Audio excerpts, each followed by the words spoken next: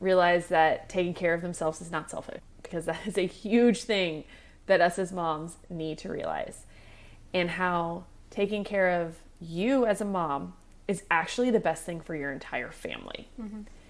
Because not only can you give better to your family, but we're also then teaching our kids that taking care of yourself is important. Hey mama, are you feeling lost in motherhood?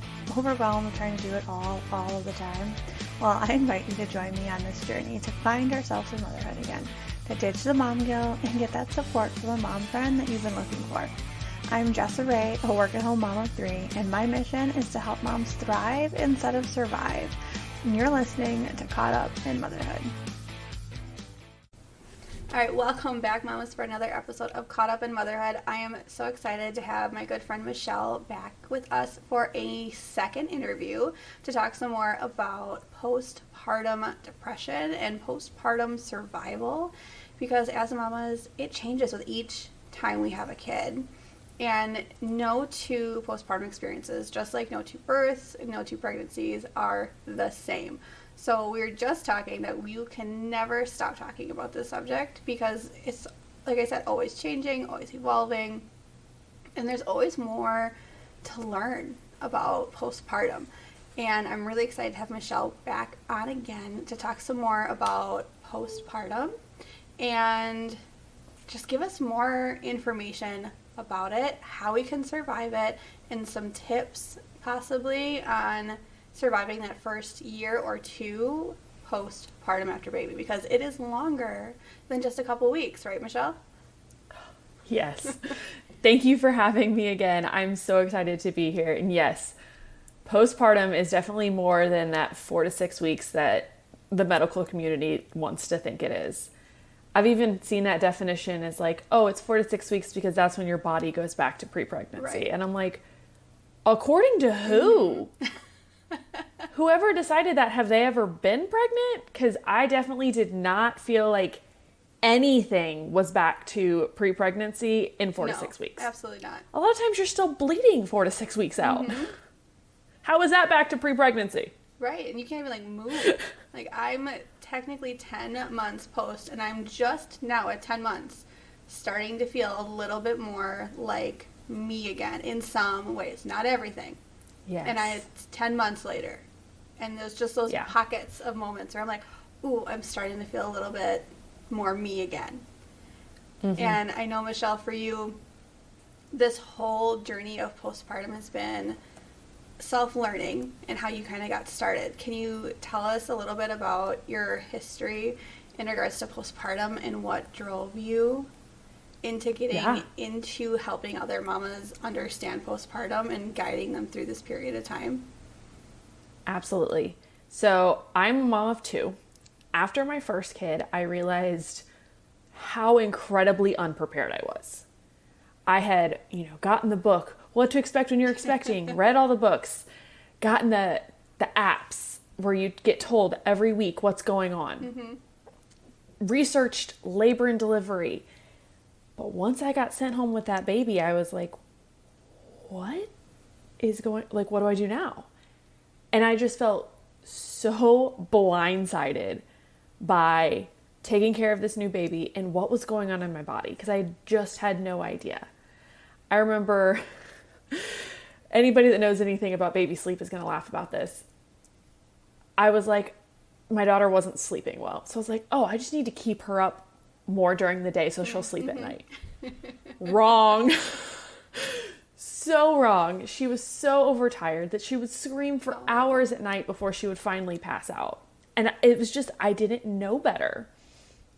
So that experience kind of taught me, okay, I need to figure out what's going on more, be more prepared. So going into the second one, I thought I was. As you said, every postpartum is different. Mm-hmm. There were some external factors. My second was born in April of 2020. Yep. So there were some other factors that were not accounted for. Mm-hmm. And didn't see those. They were not on my bingo card, that's for sure. And I felt a little bit more prepared, and I kind of knew what was going on, but I got hit with postpartum depression. And I didn't see that one coming because I kind of felt like I didn't get it with my first, so I won't get it with my second. And it hit me hard. And I was, again, very surprised by it. And I really didn't know what was going on because I wasn't super educated about what postpartum depression was. When you think of depression, you think of that I lay in bed, I can't do anything all day, just I'm useless. I can't get up and do things. Well, that's not how it was because I was a mom. I had a newborn and a 19-month-old. I couldn't lay in bed and do nothing. Right, no, you gotta go. I had to get up. And I think that's a huge difference of like depression and postpartum depression. I had to be functional, but I was just going through the motions. There was zero emotion in it. It was, okay, I need to feed these kids. I need to feed the baby. I need to do the things. And it was like robotic. I felt like every day was Groundhog's Day. It was just the same thing over and over. And, I'd wake up in the morning and go, here we go again. Like, that's just how it felt. And I didn't feel that bond with my son. So then you think, what's wrong with me? Because you're not bonding with your baby. And it's not that something is wrong with you. You have postpartum depression, you have a mental illness, but it's not because you're a bad mom. It's because there's a lot of things going on in your brain that are getting in the way of that. And it took, some people from the outside looking in to say, Michelle, you're not okay.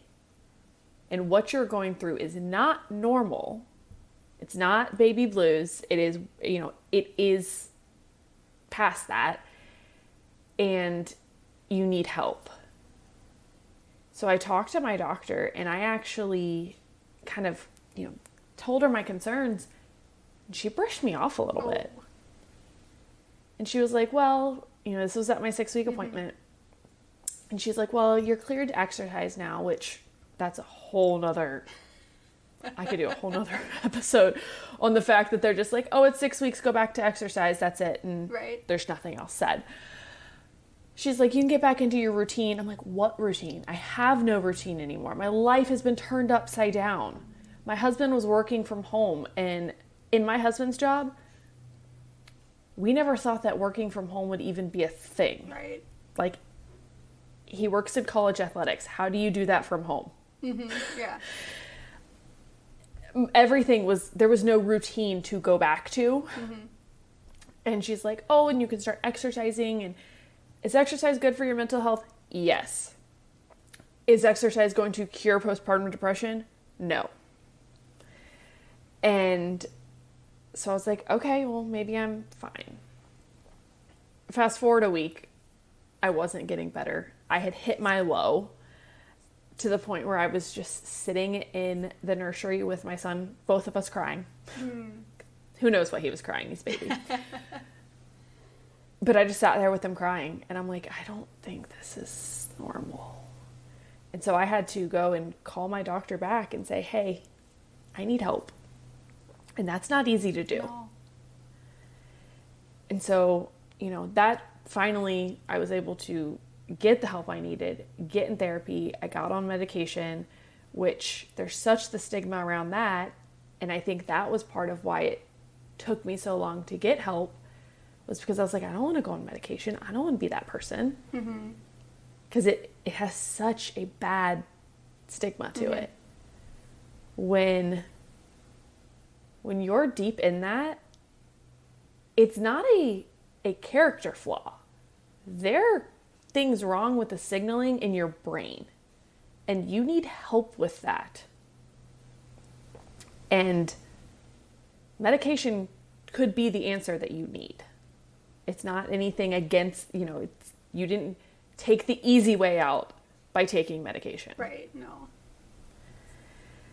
And so, that finally helped me to kind of get out of that hole and I'm a huge, huge proponent of therapy.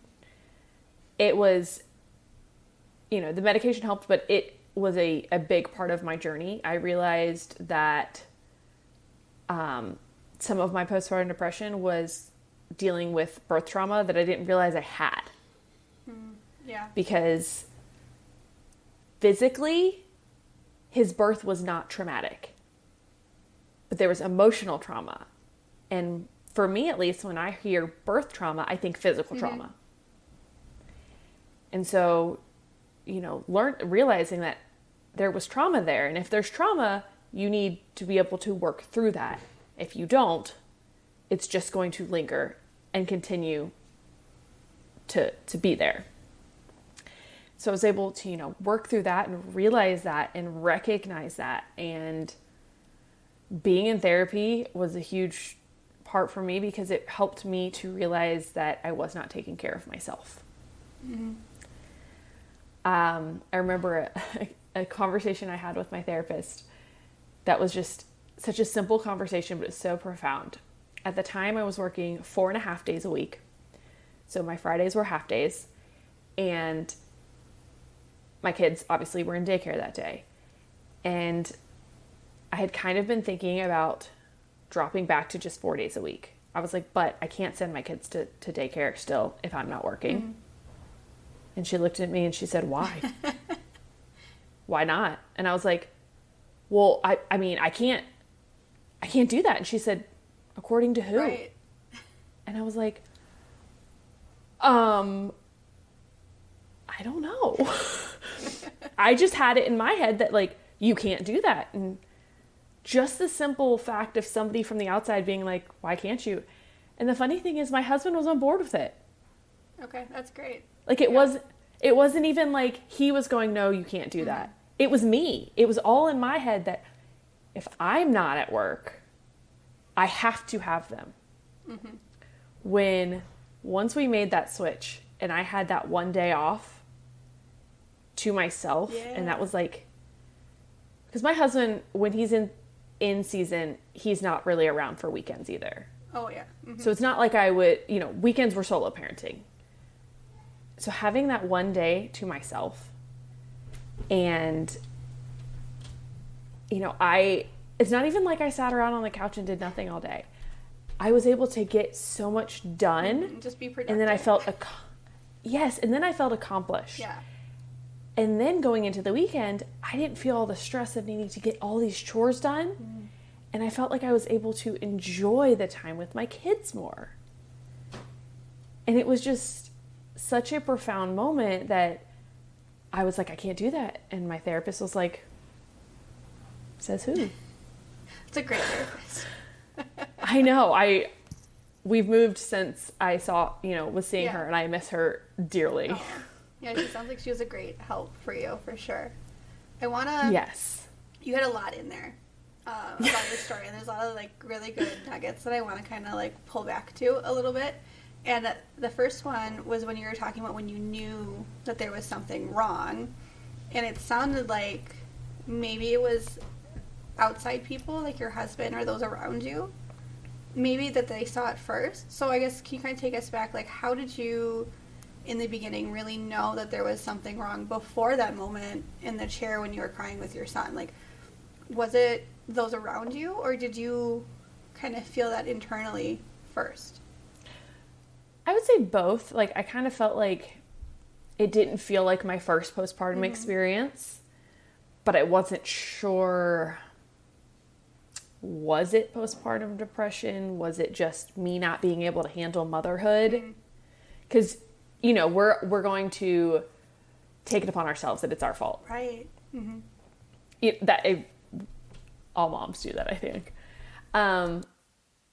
In some ways, I do think my husband could tell that I wasn't necessarily okay, but he also didn't know what that meant, or he didn't know if I needed help. I didn't. He was kind of lost too. A big person that helped me is actually a friend of mine from high school that she's now an OB, and she had recently moved. I can't even say close. We just were in the same part of the country, and it is not the same part of the country we grew up in. So we'd kind of connected again and talked throughout my pregnancy, and like looking back, I must have reached out to her and kind of confided in her what I was going through. I don't necessarily remember like vividly texting her or anything, but I must have told her kind of what I was going through. I think to me, she felt like a safe person that wasn't going to judge me. Yeah. And, you know, was somebody that could help me if needed. And so she was the one who really encouraged me to talk to my doctor. And, you know, even after that appointment, she texted me that day and was like, how did it go?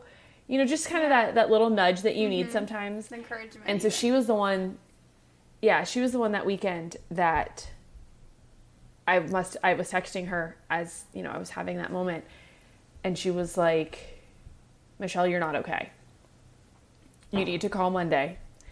And she actually was like looking up the hotlines for the state I was in. She was like, if things get worse, here's the number. Like, don't do anything. 'Cause she was pretty worried about where I was at the time. Wow. So it wasn't necessarily, for those, like, you said this was your second pregnancy, right? So for those that are maybe on their first and they've never experienced postpartum before, for moms in that state, like, Yeah. I think it can be so hard to understand if you're in it or not.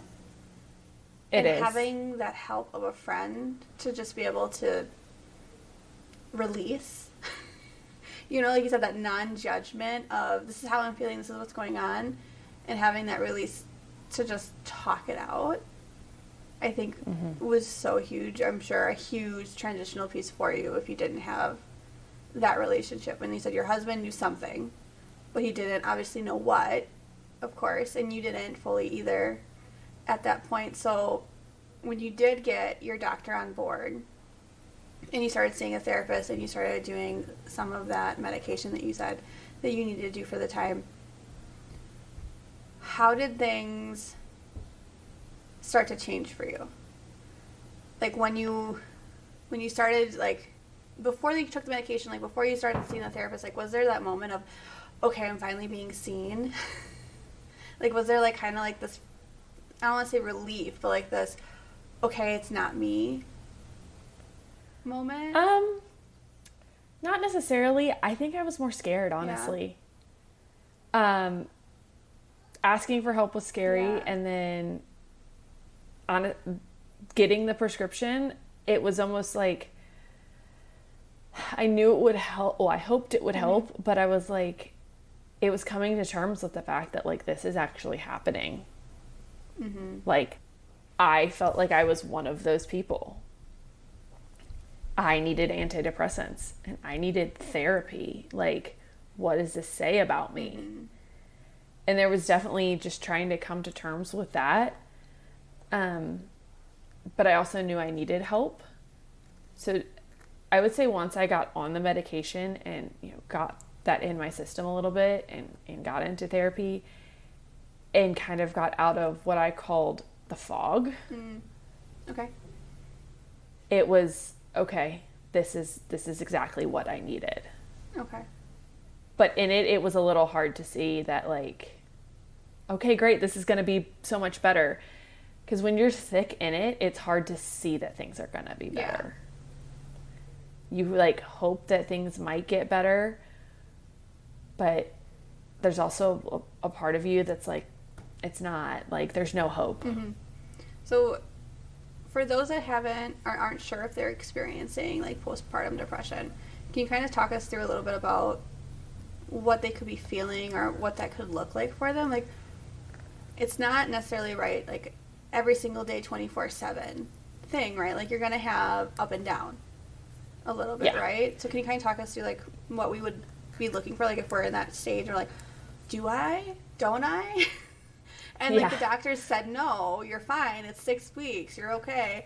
And maybe we don't have that friend like you had. Like, how do we know if we need to be pushing to get to be seen more and maybe get help? So a big thing is the time. Okay.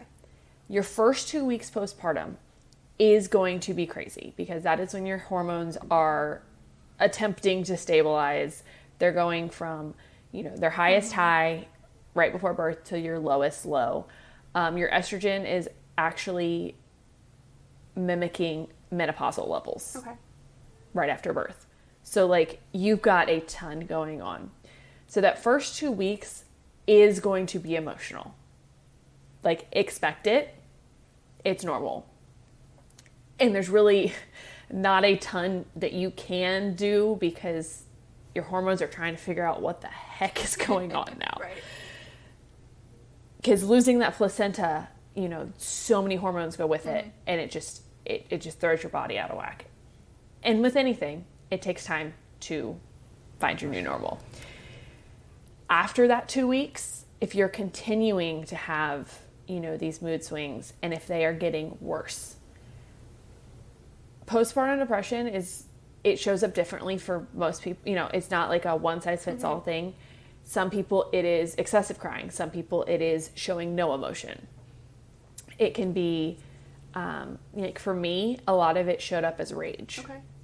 And from what I'm hearing from a lot of people lately, that is something that is not talked about enough. Yeah, the postpartum depression showing up as rage. Yeah. Mm-hmm. So I would, you could look at me wrong and I would go off. Like I would just, I think at times there were times my husband was kind of scared of me because he never knew what would set me off. I didn't know what would set me off. And looking back on it, it was the postpartum depression. It was just manifesting as a rage. But if you don't, that's one of those things that if you don't know to look for it, you just think, I'm an angry mom. Yeah. You're not. You're dealing with things. It can show up as either sleeping too much or insomnia, not being able to sleep at all when you're allowed to sleep. True, right? There's other factors that go into your sleep cycle. Yeah. Well, and I mean, for me, it was more of the insomnia. When I was able to lay down, I would just lay there and be like, go to sleep, go to sleep, go to sleep. And I couldn't go to sleep. Was it because your brain was just constantly going, or you just, wired awake? Yeah. I'm like, I need to sleep. I should sleep. He's going to be up soon. And I just... You just couldn't. I couldn't, but I was exhausted, so it didn't make sense. You can also have the suicidal thoughts or the thoughts of leaving. For me, it was... I had thoughts of leaving my family, of getting in the car and driving away. Because I felt like in that time... Like, looking back on it, I'm like, okay, that's so irrational. But in that time, in my headspace, I truly felt that I had ruined my family by bringing this other child in because everything had changed, and that my family would be better off without me. That's hard. Yes. So if you're having thoughts like that, that is not normal. And... like I said, looking back on it, like from the outside, you're like, okay, that's a little, it can sound extreme. But when you're in But when you are in it feels so real and so true that you don't know how to decipher what is real and what is lies that your brain is telling you. So... when you're in those states, right, like the rage thing is a new one for me, like you said. I don't think I knew that one very well. I knew about the other two that you brought up. But when you're in those stages and you're moving through it, and let's say you're getting that therapy, right, you're getting the help, whatever that help looks like for you, because like you said, it's personal to the person, medication, no medication, therapy, whatever. So you're going through that, you're going through the therapy pieces, and you're addressing the issues. How long can postpartum last, with or without the assistance there? Because I've heard different things now in the past. I was saying it only lasts for so long, and now I'm hearing it can last a lot longer, or that you can get it later. Yeah. Can you talk on that a little? Yeah. So originally, it was like, oh, you could only get like postpartum depression those first 3 months. Yeah, I think that's what Then they were saying about a year. Okay. Now they're saying even up to 2, maybe 3 years after, that it can kind of manifest a little bit later. Is it manifesting later, or is it that we're not noticing it and living with it until it gets that bad 2 or 3 years later? Like, could it be there? Either or. Okay. Yeah, because sometimes it can be masked by other things, or like you're so kind of set in other things, and then once those have been dealt with, then that postpartum depression. Okay. And there's also, in kind of the realm of that, there's also a post-weaning depression that can happen. Okay. Well, we're going to come back. I want to come back to that one. That one's a new term. Okay. Come back to that one. Yeah. So talk more about that time period piece. So it can show up that far late. You said 2 or 3 years later. Mm-hmm. Wow. And so a lot of women then really don't recognize it because you're, 2 years out and you're like, well, what's wrong with me? Yeah. Like, it can't be postpartum depression. I'm not postpartum anymore. And it can be. So if you're having those symptoms, especially if you're feeling that rage, I would talk to somebody. Talk to your doctor, or if you can, I think some places you don't even need like a referral to get into therapy. You can just go straight to therapy. Do it. Yeah. In no situation can I think of that seeing a therapist is going to hurt. Like, no. There's never a time where it's like, oh, that made things worse. Maybe if you don't have like the right therapist. Right.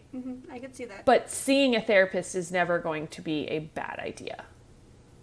And as far as how long it can last, that can be if it is untreated, it can last for years. Oh my gosh. I actually just was reading a post on this today, because if it goes untreated and you think, oh, it'll just get better, it's not going to, because there's nothing happening to help it to get better. Right. You're not addressing it or doing something. It's just like if you had an injury, if you hurt your knee and you're like, oh, it'll just magically get better, but I'm going to continue to run on it.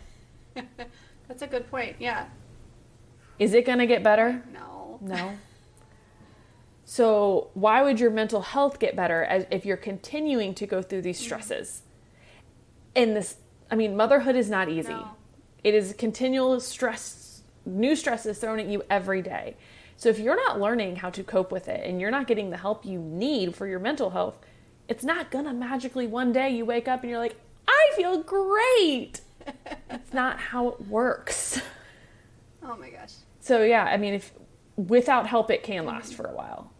With help, it just depends on the person, what they're doing, how bad it was. Yeah. That's going to be a really individualized journey. It kind of reminds me of this book that I'm reading, and Michelle and I have talked about this book in the past a little bit, and mom of 3 young kids, I get to read maybe 10 minutes a month.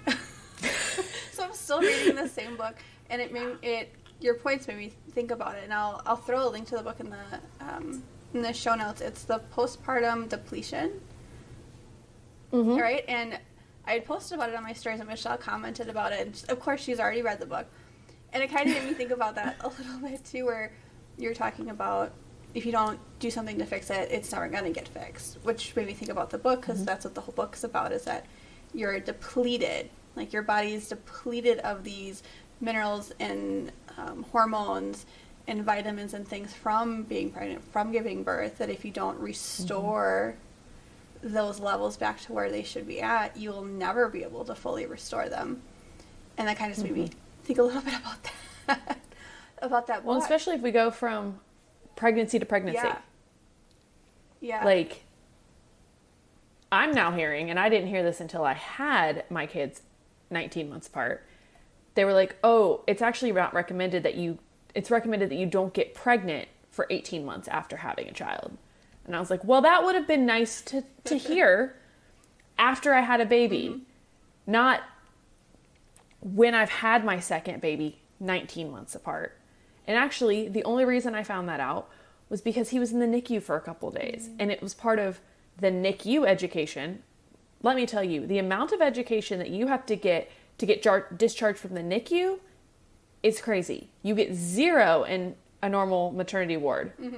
But you have to go through like videos and all this stuff to get discharged from the NICU.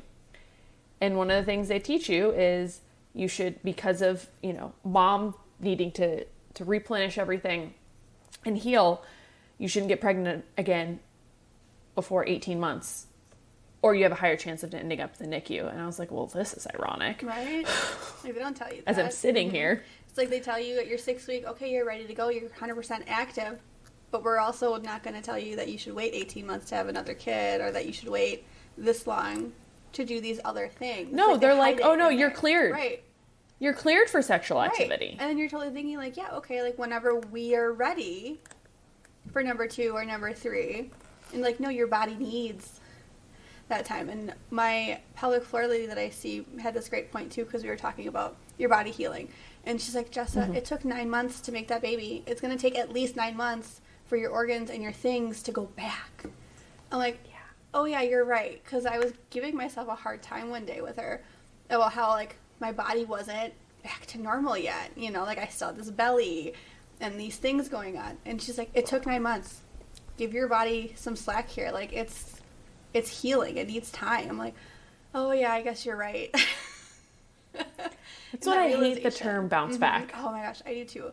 I used to think that there was something wrong with me after my first, because I never bounced back. And then now, because 3 kids later, I've learned so many new things about it that I'm like, yeah, no, you don't know any better.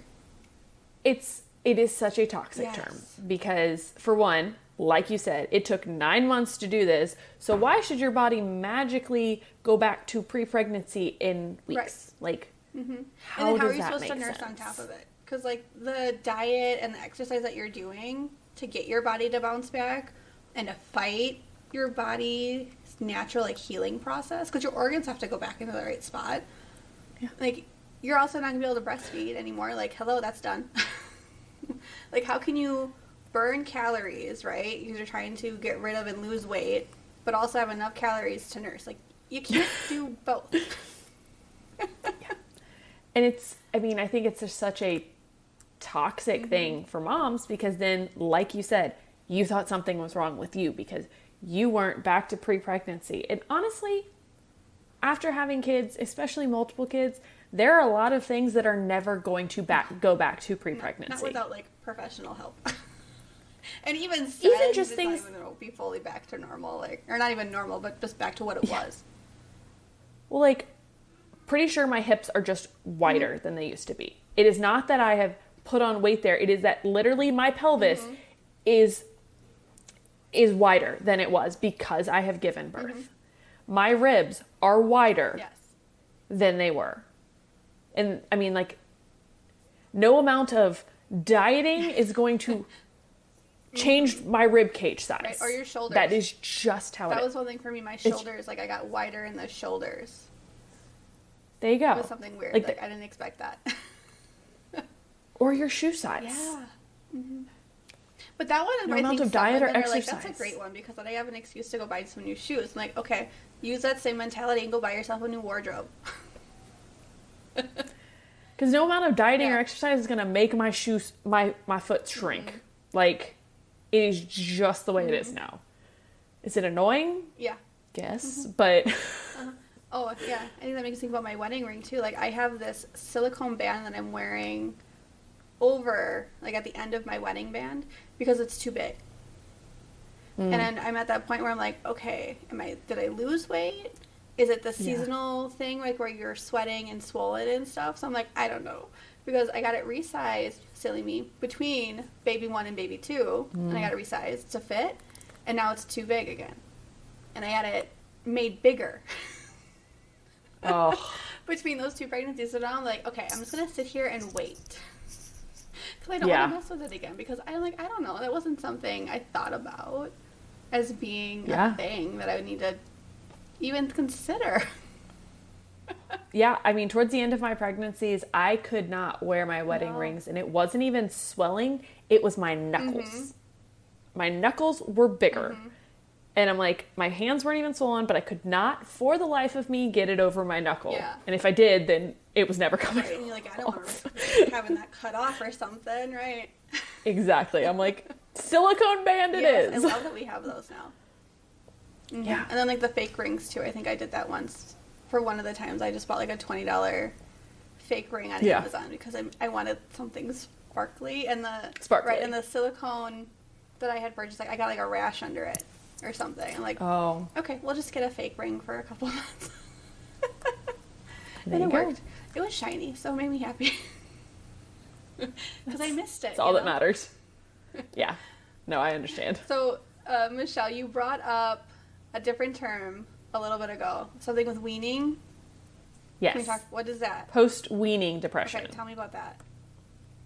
So that is when you're done breastfeeding. Okay. When you're weaning. And it's, again, not really talked about. And it kind of plays into that later depression because it's going to be after you're weaning. So this is probably, can be a year plus. Yeah. But if you think about it, it makes a lot of sense. When you stop breastfeeding, your hormones are going to change. There's going to be a lot more hormone shifts. Like they kind of balanced out after pregnancy to where they needed to be for you to breastfeed. But now that you're stopping that, certain things need to drop, certain things need to raise to balance not making breast milk anymore. Like you don't want to continue to make it if you're not feeding. Right? No. That sounds very uncomfortable. Extremely. So there's what is called post-weaning depression.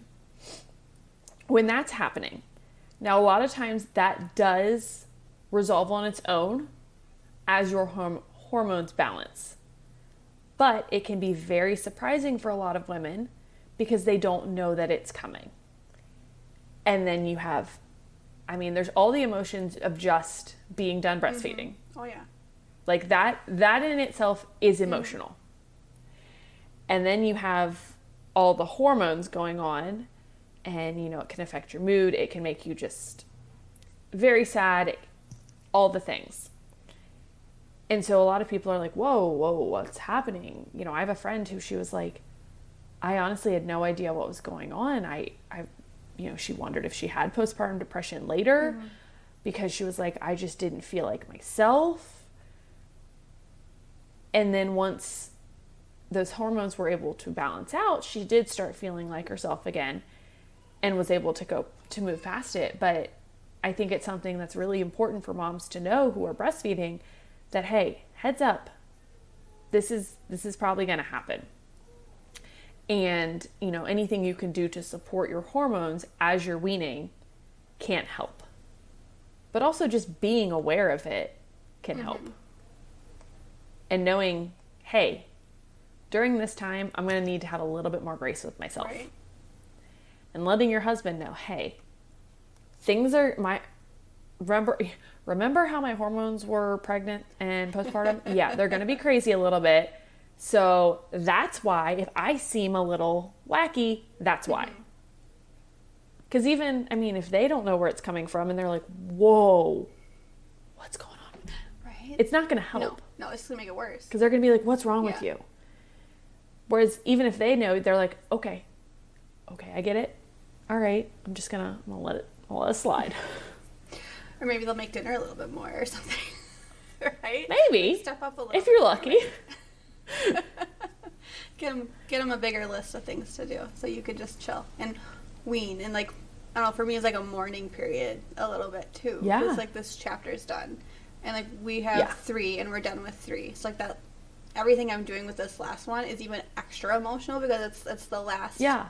It's the last. Not just her last, but the last of everything. You have to remind my husband that this, I need a little bit here. Okay. He's like, oh, we should take the crib down. So I'm like, no, that's not going anywhere. I'm not ready for that.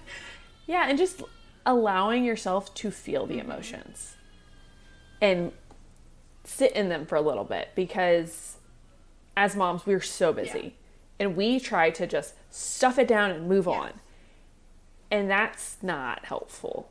So allowing yourself, obviously, you don't need to wallow in it. Don't sit there forever and just oh, this is so sad. But allow yourself to feel it, acknowledge it, and then it's going to be easier to move on. Absolutely. I think that's such a great point. Just to be able to feel it and then be able to move on. Like I said, not stuffing it down and hiding it. I think that can contribute to things like you're talking about, like the mom rage and the postpartum depression, like when you're not acknowledging it, when you're not allowing yourself to feel it in the moment, can lead to other issues and other things down the road for you too, when you're not giving yourself that grace and that freedom to be in it. Yeah. It's better to be in it, even because you're just going to be in it for a couple minutes maybe, versus like letting it wallow and then it turns into this like big explosion later, and now it's this laundry list of everything. Because you just opened 100%. The gate and all of a sudden everything is there. Yeah, exactly. And then it becomes a big thing. Because all the little things will then just add up and add up and add up, and then you're going to explode on somebody. You don't know who it's going to be. And then you feel guilty because you exploded on them, and then you're just adding more guilt to the pile, and it's not good. No, absolutely not. So, Michelle, when it comes to postpartum, can you tell us what you do and how you help women throughout this period? Like, obviously you advocate for it and you're educating us on postpartum and giving us this information and helping us take those next steps. But what else is it that you're doing to help women in this postpartum period? Yeah. So this year I've actually gotten certified as a mental wellness coach. Oh, great. Congrats. Which is so fun, and I'm so excited for it because it's just a way that I can help moms in a bigger sense. So I, work specifically with those postpartum moms because that is my heart. And helping them to, for one, realize that taking care of themselves is not selfish. Because that is a huge thing that us as moms need to realize. And how taking care of you as a mom is actually the best thing for your entire family. Because not only can you give better to your family, but we're also then teaching our kids that taking care of yourself is important. I was actually talking to a mom about this morning because she said that she feels the mom guilt leaving her daughters. And I said, well, think about it this way. When they see you go take time for yourself, that teaches them when they become moms that it's okay to have some time away from the kids for themselves.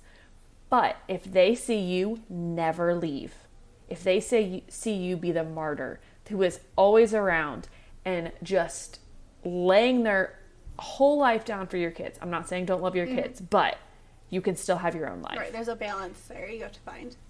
Yeah, and if they see that all you do is take care of them and you never take care of yourself, that is what they are going to believe that motherhood is. And then you're setting your kids up to be in the situation that you're in where you have this mom guilt and you feel lost. And you don't have, sometimes you can lose your sense of purpose. Yeah. And you can feel like you are literally only a mom and nothing else. So really just helping moms through that. And through my coaching, we look at not only the mindset, because mindset is a huge, huge piece, but your overall stress and stress resilience, sleep, because sleep plays into so many things. And I know there's so many external factors that affect a mom's sleep, but there's so many things that you can do so that that sleep that you're getting is good quality sleep when you can't get the quantity you want. It makes a difference. When you actually, when you're done feeding baby and you can lay down and actually fall back asleep versus laying there going, oh man, they're going to be up in 3 hours. Go to bed, go to bed, go to bed. Because how many times, I know I've done that. I've done that. So helping them to be able to get that quality sleep in between the wake ups. We also talk about healthy movement and getting back into movement postpartum. I have I've brought in an expert. She is a pregnancy and postpartum corrective exercise specialist. That's a mouthful. It's a long. Yeah, exactly. But she has come in and done some education on just knowing, when you need to see a pelvic floor physical therapist, how to check yourself for diastasis recti, how to go back into running. Like, you're just told, okay, go back. but that's not safe. Right. You know, there's certain checkpoints that you need to be hitting to then be able to safely go back into these things that you're not going to hurt yourself. And then one of the last main pieces is we go over is nutrition. Because nutrition, and I know you've kind of gone down this route, there's a lot of that plays into, you know, your mood, your mental health, your physical health. If you aren't nourishing your body, there's so many things, and especially if you're breastfeeding. And, you know, you kind of touched on this. So many moms are like, oh, I need to be cutting calories because I need to get rid of this baby weight. That's actually sabotaging you in so many ways. And so just going over, you know, healthy nutrition for postpartum moms. Right. Absolutely. Those are such a big points. So, Michelle, if people want to work with you or they want more information, what would be the next steps? Like, where should they start? Best places are my Facebook. Okay. So, Michelle Solger on Facebook. I do a lot through there. And then I also have a Facebook community for moms. It's a free community. I think it's great. It started because I saw so many moms needed that sense of community. I had moms in the comments of posts talking to each other. And I was like, man, they need somewhere to talk to each other that, you know, they can feel welcome. And so it's called Postpartum and Beyond. It's just a safe mama community. I drop a lot of education in there, and I bring in guest experts. And it's just a place where they can ask the questions that may feel unsafe or scary to ask in a safe environment where they're not getting judged. Right. No, that's a great point. Especially like you talk about like the mom rage or just the things that you're going through on a daily basis of, is this normal? Am I alone in feeling overwhelmed in this moment? there's something to it where just when you're having a hard day, knowing that like you aren't alone in it.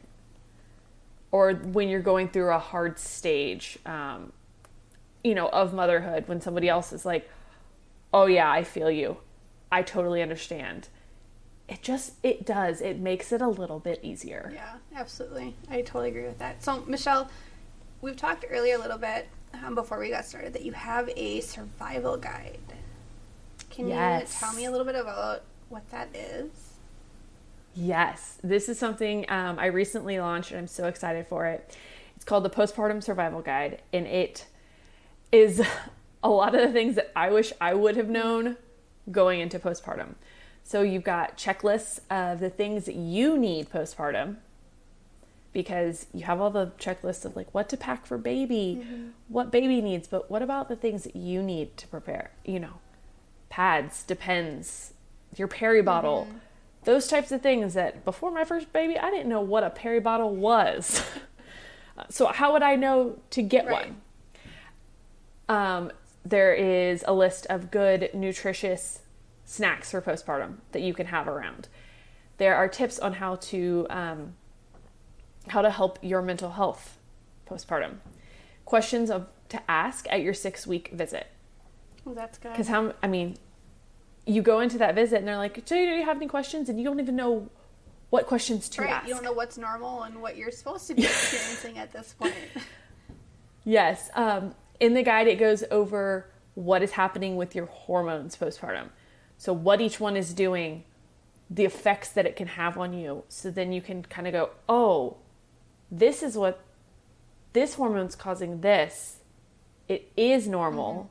This is what's happening. And just feel a little bit more like, okay, it's not all in my head.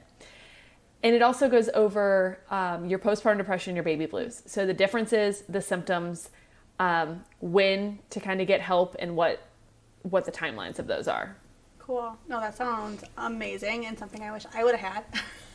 I know. Right? So thank you for making that. Like, I wish I could have had it, but for those that are ready for it, I think it's going to be a hugely beneficial resource to have all those different pieces. Like you said, you don't realize you need it until after. And we need to bring it to the forefront so that we know we need it before we actually need it, so we can prepare for it ahead of time. Yes. So any pregnant mamas, or if you have any friends who are pregnant, send it to them. And honestly, it's a great resource too for if you're postpartum, because there's things that you probably didn't know in there, about what's happening with your hormones. There's also a section that's literally titled "Things No One Told You." Yeah, you could definitely, I think it's something you could definitely read, like you said, postpartum, because who knows what you're experiencing in this moment, that you could just get that answer for, of, oh my gosh, that's what it is, that's how I correct it, or that's how I get that support I need, or where I need to go to get support. Because I think that's the other issue, is you're like, there's something wrong, but I don't know where to go, I don't know who to talk to, I don't know what to do. And to be given at least a direction to start the conversation, I think is so important and so crucial, to just know, like, that's my next step. To get something done.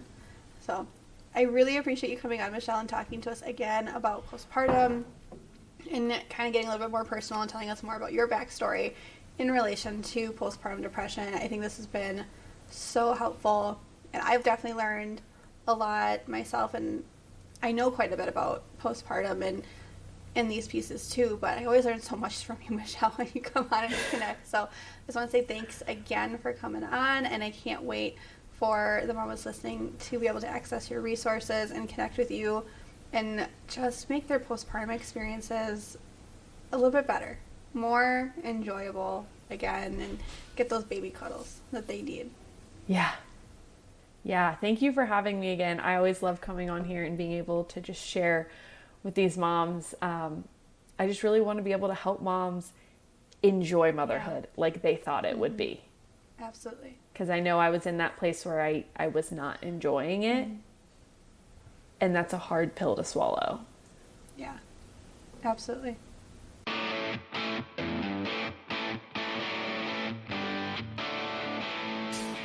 Hey Mama, thanks for hanging out with me today.